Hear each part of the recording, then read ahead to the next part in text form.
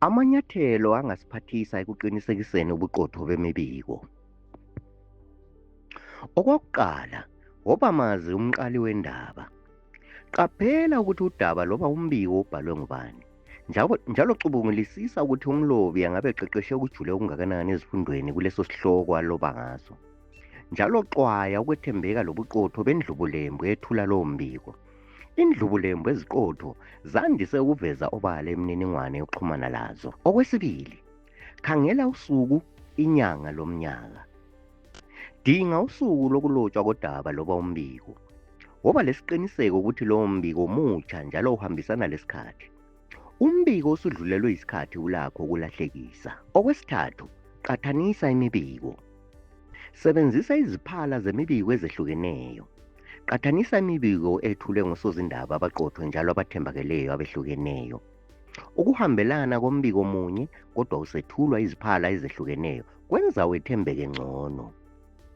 Qinisekisa ukuthi izikhwica lezazi kuleso sihloko zikhuluma ngazwi linye. Okwesine, finyelela kubufakazi. Umbiko ungabe uvela endaweni ethembakeleyo njalo ehluzwe ngokugcweleyo izazi kuleso sihloko na? Dingisisa ubufakazi obujulileyo kanye lencukakaca ezilobufakazi. Umbiko oqiniseke ngokupheleleyo wandise ukuphelekezelwa ubufakazi kanye lencukakaca ezeneleyo ezifakaza njalo zihambisana lalokho okubikwayo. Okwesihlanu, hluzisisa ulimi. Zwisisa uhlaziye ukuthi ulimi olusetshenzisiweyo alweyamanga kuhlangothi lunye na, kumbe kukhokhelwa imizwa thile. Umbiko oqotho wandise ukwethulwa ngephimbo elingathathi hlangothi. Qaphela ukutshaya amanzi esizibeni, nanzelela izihloko ezingamanga ezikhohlisayo kanye lemibiko engelabo ubufakazi obucacileyo. Okwesithupha, sebenzisa izikhali zokuchwayisisa imibiko.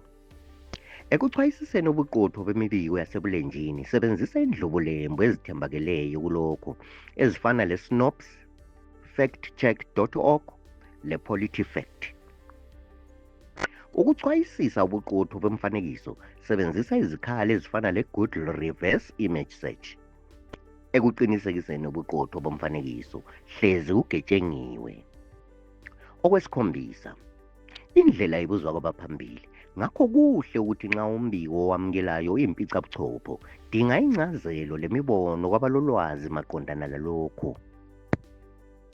Kukhona abachwayisisa ubuqotho bemibiko lezindaba ngobuchwepheshe obujulileyo. Zikhona inhlanganiso kanye lentatheli ezigxile ekuchwayisiseni ubuqotho bezindaba abangakusiza uma kukhona udinga kusizwa kukho.